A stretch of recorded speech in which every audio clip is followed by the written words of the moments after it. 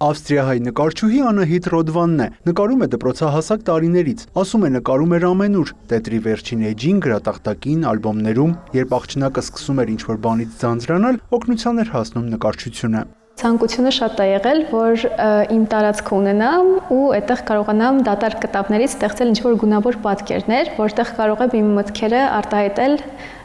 վիզուալ միջոցով։ Երբեմն մի քիչ դժվար է բառերով արտահայտվելը ու կարծում եմ հենց նկարները, որոնք ունեն իմաստ, ավելի հետաքրքիր են նայելու, խորանալու իրենց մեջ։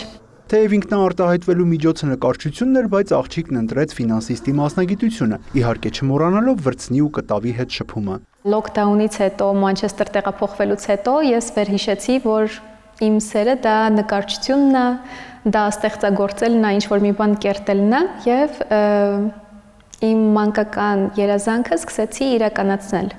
Ես կարծում եմ, որ նկարիչ ծնվում են, բայց երկար ժամանակ է պետք, որ հասնես այդ կետին, վերհիշես, քեզ սկսես նորից կերտել ու հասնել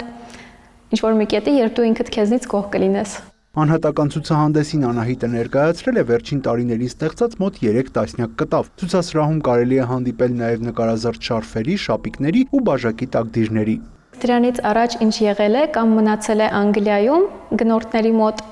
կամ այս պահին ցուցադրված են Ավստրիայում Գրաց քաղաքում։ Արտասահման տեղափոխվելուց հետո սկզբում դեռ շատ չէի կարոտում հայրենիքը եւ ավելի վառ գույներով էի պատկերում կտավները,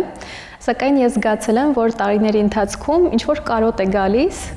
եւ սկսում ես վերհիշել ինչ որ մանկական կադրեր, ինչ որ հայկական մուլտեր, հերոսներ, քանդակագործություն, ճարտարապետություն եւ այլն,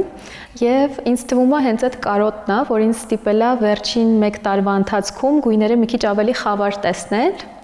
բայց կարծում եմ այս այցից հետո գույները նորից կբառանամ։ Անահիտը հույս ունի, որ շուտով կրկին կհանդիպի հայ արվեստասերի հետ նոր աշխատանքներով։ Հիմա մտքում հայրենիքի վառ գույներն են, որոնք րոպե առաջ շտապում է հանձնել կտավին։